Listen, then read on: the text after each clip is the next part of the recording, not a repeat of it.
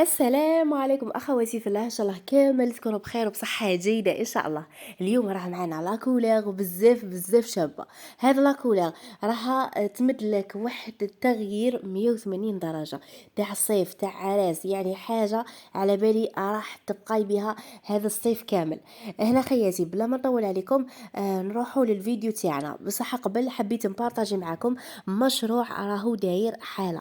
هذا المشروع جزائري 100%، انتشر في الآونة الأخيرة، دار رواج كبير. هذا مشروع جديد، أنا أول مرة نذكر لكم في القناة. في فترة قصيرة انضموا ليه بنات بزاف. كامل كانوا كيما نتوما ما على بالهمش هذا الخدمة وش هي، واش هذا المشروع. كي تتواصلي معاهم تهضري معاهم تشوفي باللي هذا المشروع تقدر أي وحدة ديرو، هو فرصة عمل وفرصة علم. فيه 3 مناهج تعليمية جزائرية في المستويات الثلاثة: ابتدائي متوسط ثانوي. هذا المشروع راح يساعد كافة الحالات، سواء كنتي ماكثة في البيت أو عاملة، راح الخدمة تاعو من البيت.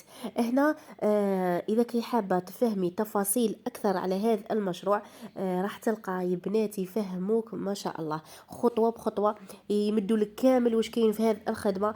راح تشوفي بعينك باللي راها حاجة تستاهل أنك تنضمي لها، وراح تغيري حياتك بها بإذن الله. يعني راح يكون باب رزق إن شاء الله لينا كامل. المهم راح نخلي لكم الرابط في تعليق مثبت. نروح لأول خطوة للتحصل على هذا اللون. كديري عملية سحب اللون، أي الديكاباج. هنا للبنات اللي ما يحبوش يديروا الديكاباج ويحبوا يخرج لهم هذا اللون، نقول لكم تقدروا تعوضوه بلي ما شارجي. يعني بعد ما جبتي لي ما شارجي من البوني، تنشفيهم وتطبقي عليهم الميلونج اللي راح نذكره. واللي راح دير الديكاباج لازم لها درجة هذا التفتيح، هذه هي الدرجة المطلوبة.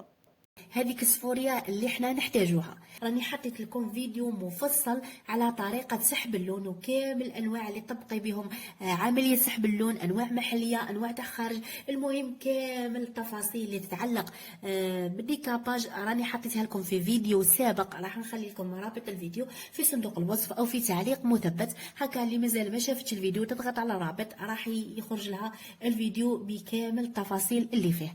الميلونج الثاني اللي راح تحطيه بعد ما درتي ديكاباج، هذا الميلونج احنا راح ندوه من صبغه لوريات.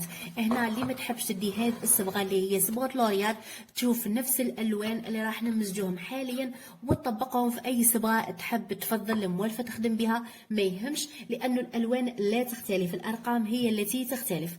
نروحوا حاليا للميلونج تاعنا. هذا الميلونج راه فيه 3 علب. اول لون معنا اللي هو رقم 11 اشقر رمادي، اشقر رمادي بلون سوندغي. راح تدي من رقم 11 النصف، راح تدي منه النصف.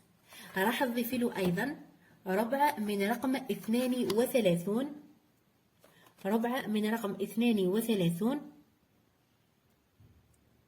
اشقر فاتح جدا ذهبي بلون تري كلير دوري.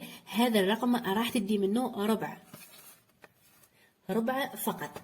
راح تضيفي له ايضا نصف من رقم 41، نصف من رقم 41 بيج اصفر فاتح. نعاودوا الميلونج تاعنا خفيف ظريف. راح تدي رقم 11 راح تدي منه نصف اللي هو اشقر رمادي، راح تدي منه النصف. وايضا راح تدي نصف من رقم 41 اللي هو اصفر فاتح بيج. وراح تدي ربع من رقم 32 اللي هو اصفر، عفوا اشقر فاتح جدا ذهبي بلون تري كلير سوندري. يعني نصف نصف ربع. هذا الميلونج راح تضيفي له اوكسيدو يكون تركيز 20، ماشي تركيز 30، تركيز 20. هنا هذا الاوكسيدو راح تدي قيس الصبغه قيس الاوكسيدو، يعني راح تدي قاروره وربع. لكم تركيز 20 راح تدي قاروره وربع. هنا بعد ما حطيتي الميلونج تاعك مزجتيه مليح، تحطيه في شعرك لمده ما بين 20 دقيقه حتى لنصف ساعه. يعني ما بين 20 دقيقه حتى لنصف ساعه تبقاي تراقبي فيه. الاهم من هذا انه ما تخليش الصبغه تاعك اكثر من 30 دقيقه. يعني من 20 دقيقه 30 دقيقه تبقاي تراقبي فيها، بعد 30 دقيقه تروحي تغسلي شعرك مباشره. والى اللقاء في فيديو قادم ان شاء الله.